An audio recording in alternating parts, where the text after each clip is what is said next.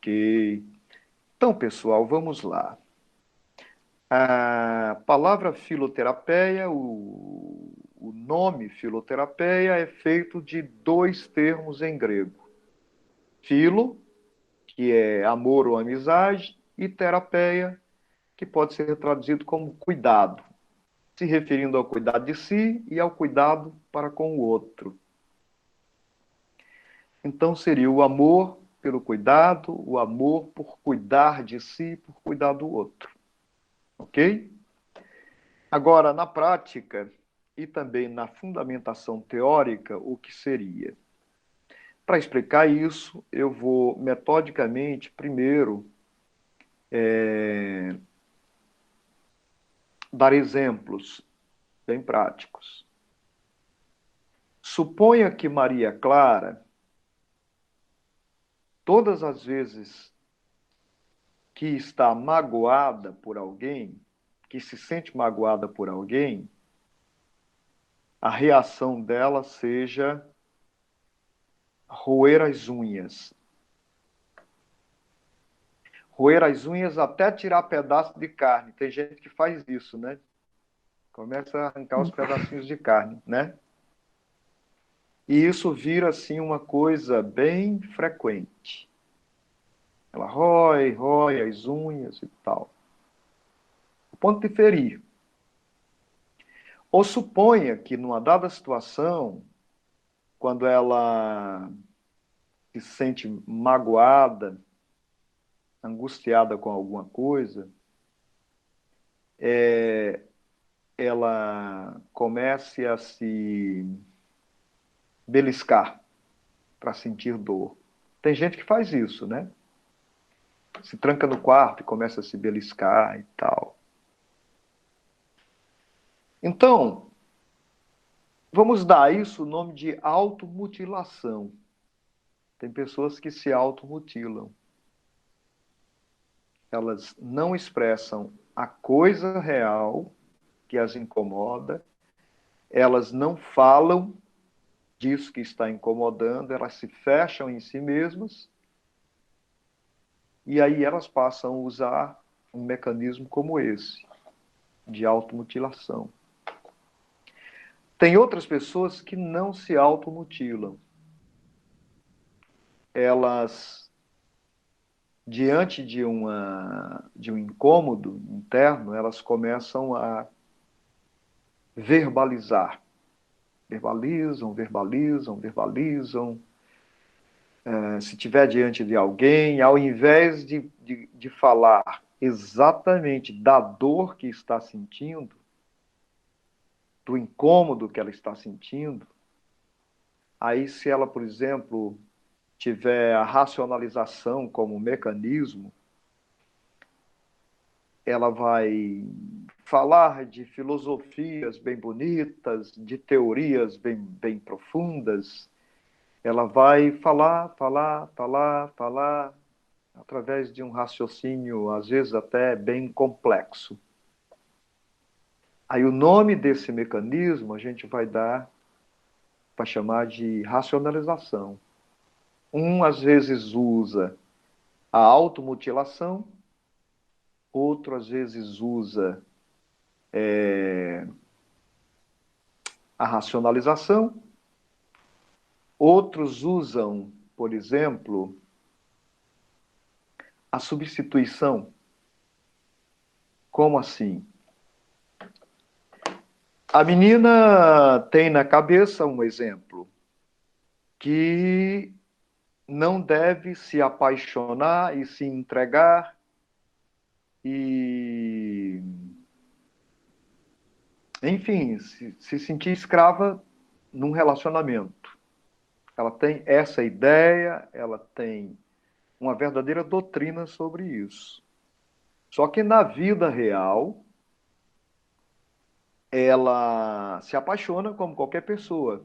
Aí ela entra em contradição entre aquilo que ela está pensando e querendo e com aquilo que de fato ela está vivendo. Aí dentro do relacionamento, ela pode fazer o seguinte: ela está realmente mexida porque, suponha, o namorado saiu com outra, ela ficou sabendo, mas ela quer ser alguém muito avançada, evoluída, por algum motivo, ela quer passar essa imagem, porque por alguma conveniência, então ela sai e vai, por exemplo, dançar e dançar e dançar e dançar a noite inteira. E vai mostrar para as amigas que ela está bastante feliz. E que homem não merece esse comportamento tão decadente de ficar de banzo, né? Não é esse o termo que a gente está usando tanto hoje, banzo, né? Não vou ficar de banzo, de jeito nenhum. Imagina e dança, dança, dança, dança, dança e dança e dança. Só que quando volta para casa, aí o banzo aparece de novo e ela tá de banzo. Aí a amiga fala para ela assim: "E aí, você tá de boa?" Ela diz: "O banzo bateu quando eu cheguei em casa." Pela primeira vez, ela teve coragem de falar que tá com banzo. Ela se conectou com a realidade dela. Mas antes, por algum motivo, que também é um mecanismo de defesa, ela foi para a balada e dançou, dançou, dançou, dançou. E se ela for de Caicó, ou de Cruzeta, ou de Parelhas, ela vai. Como é o nome do rapaz? É Ricardo, Fernando Lima, como é o nome do cantor de sucesso? É Fernando Lima? Lima não. Aquele que canta a música Bebê, Liga Pra Mim, Bebê, como é que é? Aquelas músicas. Gustavo Lima. Como é o Gustavo Lima, pronto, é Gustavo Lima, pronto. Ela vai cantar todas as músicas do Gustavo Lima, que são as músicas de dor do cotovelo atuais, né? Assim. Então, há pessoas que não entram no espaço da dor, elas substituem, elas não querem sentir nenhum incômodo. Aí tem um outro tipo que a gente pode chamar de mecanismo de regressão. Ela pode, na angústia, na dor, ao invés de falar dessa dor, de assumir o lugar da dor, ela pode começar a beber bastante refrigerante. Bebe, bebe, bebe, bebe, bebe refrigerante, bebe, bebe, começa a engordar até. É como se ela tivesse entrado numa memória de quando ela se amamentava e recebia o colo da mãe, recebia o abraço da mãe, recebia o aconchego. Ela regride até essa fase oral no seu comportamento. Então, a primeira pergunta é: qual é o meu mecanismo de defesa? Ou quais são os meus mecanismos de defesa? Como é que eu me defendo? Como é que eu evito entrar na minha dor? Então, como é um espaço terapêutico, filoterapia, uma formação numa visão terapêutica ou numa investigação terapêutica, não tem problema nenhum que nós transformemos esse espaço justamente num espaço onde a gente possa expressar, falar, onde a gente possa ocupar o lugar da fala como um lugar terapêutico. Nos cabe fazer isso, porque filosofia se faz através do logos, da fala. E, afinal de contas, nós estamos fazendo filoterapia. Então, eu pergunto, qual é o seu mecanismo? Ou quais são os seus mecanismos mais evidentes que você pode ressaltar? Você regride ou você se automutila? ou você racionaliza, ou você substitui, ou você é do tipo que entra na dor e fala do que é, o super sincero. A mente tem muitas ciladas, né? Então, às vezes, por exemplo, o cara conhece muito de psicanálise e aí ele entra no espaço de super sinceridade, mas às vezes não está conectado com o que é real dentro dele. Isso é possível. Por que é que a psicanálise ela tenta criar o espaço, o lugar da fala como um lugar de catarse, como um lugar de purificação, como um lugar, digamos, de dissolução de recalques, de repressões, etc. Porque o lugar da fala não é necessariamente um lugar intelectual, mental, racional. Reparem que, por exemplo, em algumas religiões, a fala é largamente utilizada como processo de eliminação de, de bloqueios. Se você é católico, você sabe muito bem que um dos espaços mais utilizados é a confissão. Você vai lá e fala para o padre, fala, eu fiz isso, eu fiz aquilo, papapá, papapá. E aí ele te dá lá um pagamento, digamos assim, é uma penitência, né? Você vai ou rezar 10 Pai Nosso e tal. A psicanálise não vai te passar essas penitências, ela vai permitir que você fale, fale, fale, fale, e que você se conecte com a realidade do que você fala. Existem terapias que são diferentes. Por exemplo, a terapia haitiana, ela não se envolve tanto com a fala. Ela vai se envolver mais com processos corporais. Você pode começar a descontrair conscientemente partes do seu corpo. Por exemplo, numa angústia ou num problema que você enfrenta, às vezes a nuca, né? Fica completamente tensa, dura. E aí, uma terapia dessa natureza vai te dizer assim: você levou toda a angústia para o seu pescoço, para a região dos ombros. Criou uma coraça, está lá.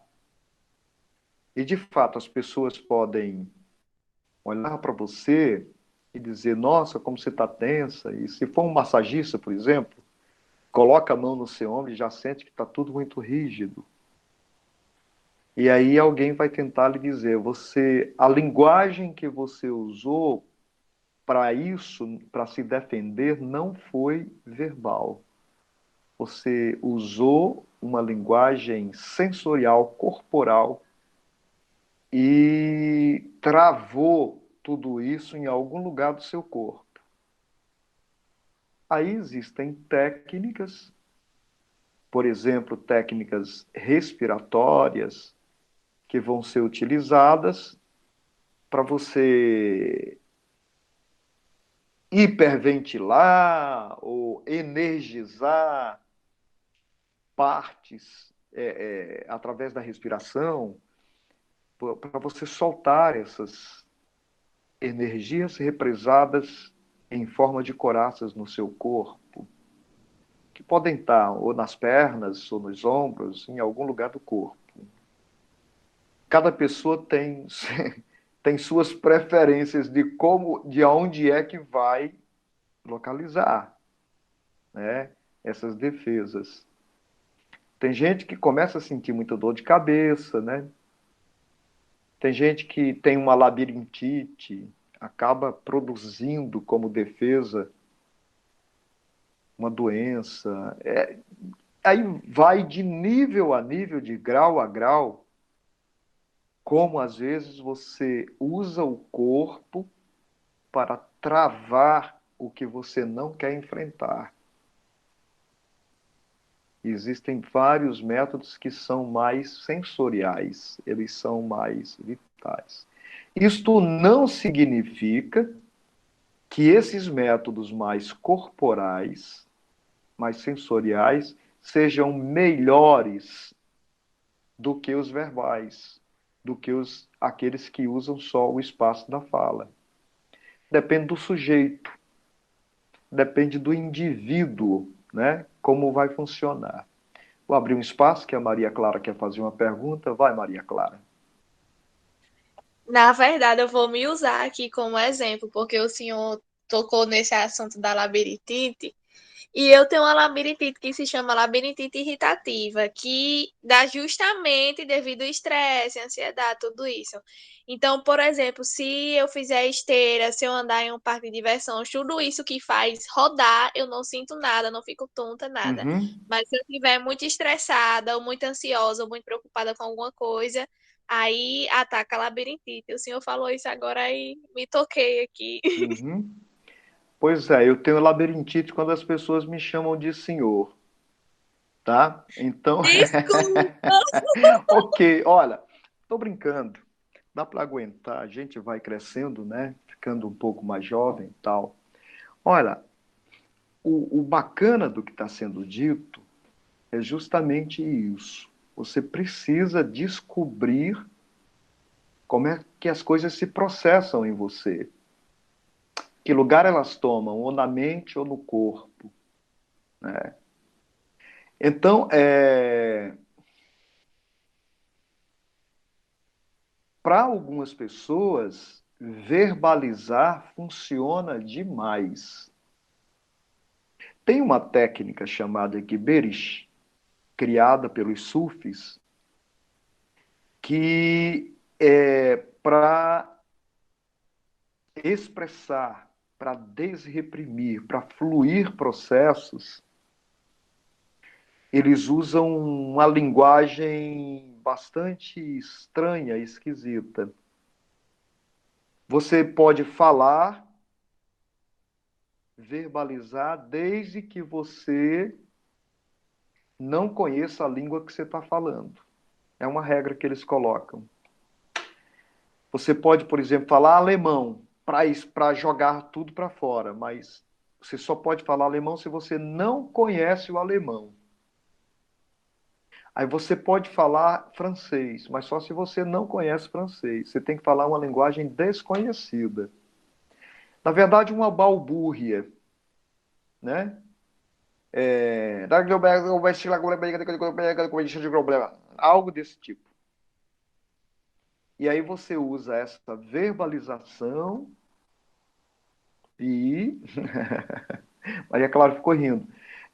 Exatamente, é uma coisa fora do nosso cotidiano, né? Mas existe isso. Eu só estou dizendo que existem técnicas desse tipo.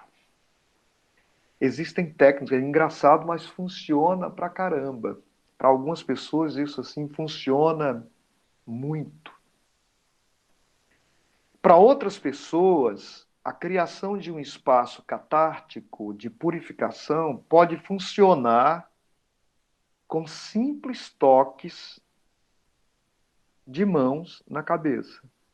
Tocar algumas regiões da cabeça da pessoa pode funcionar como processo de liberação.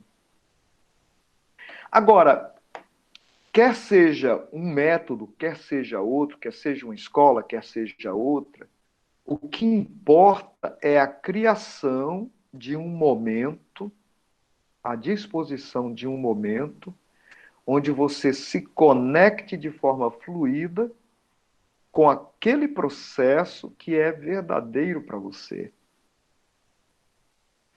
E isso obedece a um certo movimento natural do ser humano. Como assim, Racido? Eu estou dizendo, Nós nascemos com glândulas lacrimais, nós choramos desde criança. O choro é uma forma de desbloquear, de liberar coisas, de limpar, né? É uma catarse natural. Ou você pode gritar, berrar, a criança berra, né? É também outra forma de catarse, né? Então, você pode expressar emoções que vêm através ou de xingamentos, ou vêm através de choro, ou vêm através de... Tem pessoas que riem, né? Liberam, rindo, rindo. Aí a gente vai puxar um pouquinho para o ambiente filosófico. O teatro grego visa justamente isso, né? Criar um ambiente onde haja uma catarse. O termo grego, catarsis, ou catarsis, significa purificação. Purificação do quê? Daquilo que estava fechado dentro de você, daquilo que estava acoado dentro de você, daquilo que estava reprimido. Como assim? Daquilo que a gente manda lá para o nosso inconsciente. Como assim? Daquilo que a gente evita viver. O que, por exemplo? Eu tenho um desejo, mas esse desejo é condenado pela sociedade, pelo ambiente, pela comunidade onde eu vivo. Esse desejo está sendo real dentro de mim, mas ele está sendo suprimido pela ordem do modelo de condicionamento que eu tenho. Digamos, pelo meu superego, como é dito em psicanálise. Então, o que é que eu faço com isso? Eu evito a angústia, o desejo, eles estão aqui dentro, mas eu evito. Eu evito através de um desses mecanismos de defesa que a gente tanto fala. O que é que o teatro grego faz? Então vão lá os personagens e tem o público, e persona de personagem significa persona. Per, em grego, o peri é através, por meio. E sona é máscara. Então, quando se diz persona, está se dizendo, desculpe, som, de som também. É o som que acontecia através de uma máscara que os personagens usavam. Então, através do som, significa que na atuação do teatro há uma catarse, há um processo de liberação disso que a gente estava reprimindo. Como assim? Dos atores ou dos espectadores? Em ambos. O teatro grego era uma interação entre atores e público. O público também participava. Era uma catarse conjunta. Então, a emoção que um ator tivesse vivendo, ela também era sentida e vivenciada pelo espectador. Então, todas as vezes, Ana e Maria Clara, que você tiver, por exemplo, assistindo um teatro, uma peça teatral, que você entra no processo, aí você sente tristeza e começa a chorar, às vezes assistindo o filme, né? A gente vivencia isso. Tem gente que até com um beijo de novela chora, né? Entra no processo. Então, o teatro, o cinema, a arte, de um modo geral, existe como meio para você entrar no processo e entrar no espaço que antes você estava negando. Então, através do som ou o persona, através da atuação de um ator, você pode ter um processo de catalisação que o mesmo processo que o ator está vivenciando, você passa a vivenciar, e você chora junto com ele, ou você se alegra junto. O riso também pode ser algo altamente mandado para o inconsciente.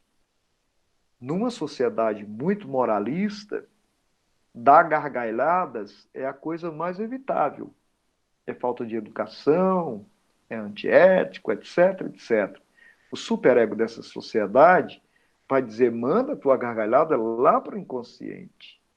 Então, quando você está assistindo um, um teatro humorístico, né, quando você está assistindo uma comédia, o gênero que eu queria falar era esse, a comédia, então ocorre de você rir junto com a palhaçada que está sendo feita. E quando você ri, aquela arte está criando condições de você entrar em catarsis, em purificação. O que é se purificar nesse sentido? É você reabsorver uma totalidade que você perdeu em nome de um superego. O que é o superego? São as regras de uma sociedade na qual você vive. Ela diz para você o que você deve fazer e o que você não deve fazer. Gravem esse nome. O nome da Rosa é o nome de um filme que conta a história da eliminação, se não me engano, do livro da Comédia de Aristóteles. Os monges não poderiam rir. Monge não pode rir. Então, o livro de Aristóteles sobre riso, sobre comédia, não poderia entrar. Ele foi eliminado. Por quê? Por causa da moral desses mosteiros. Mas não signifique que você está eliminando um processo que não seja natural. O riso é natural, tanto quanto o choro. Mas um dado superego de uma dada sociedade pode querer que você reprima. Então, como você não pode, nem deve, simplesmente sair se rebelando, se revoltando fortuitamente contra o ambiente, contra a sociedade em que você vive, existem meios terapêuticos, existem terapeias que podem ser feitas. O teatro, a pintura, a arte, no modo geral, pode criar condições. Ou você pode ir para um terapeuta que sabe tocar pontos exatos no seu cérebro. E esses toques, eles vão produzir alguma coisa neuroreflexológica que vão despertar em você alguns sentimentos, vão trazer à tona aquilo que estava abafado, sustentado, reprimido, né? E aí eu não estou fazendo propaganda do que há no mercado. No mercado, há gente preparada, mas há também gente despreparada para trabalhar com o ser humano. E hoje o mercado terapêutico forma pessoas, entre aspas, num final de semana, qualquer pessoa, por mais despreparada que esteja, se fizer parte lá, cumprir um certo processo, de um programa, ela recebe e depois vai abrir um espaço para atender a pessoas. É preciso ter cuidado na hora de escolher esses terapeutas, né? Mas é verdade que a terapia, é verdade que a terapia está disponível em larga escala. Reich foi um grande pesquisador de processos para ajudar o ser humano. Freud, nem se fala, né? Freud é o expoente da história. Jung, desculpem. Oi, Jung. E por aí vai. E a cada dia estão tentando reformular, reconstruir e desenvolver coisas novas. E é possível, porque o ser humano é um processo infinito. Então é possível que apareçam várias terapias. De um modo geral, a própria religiosidade do homem, a própria religião do homem, o religare, os rituais do homem, eles têm uma finalidade de libertação também. E cada um a seu modo, né? Alguns, por exemplo, querem te libertar através da libertação dos seus apegos, né? Por exemplo, no budismo, o Buda diz que a causa de todo sofrimento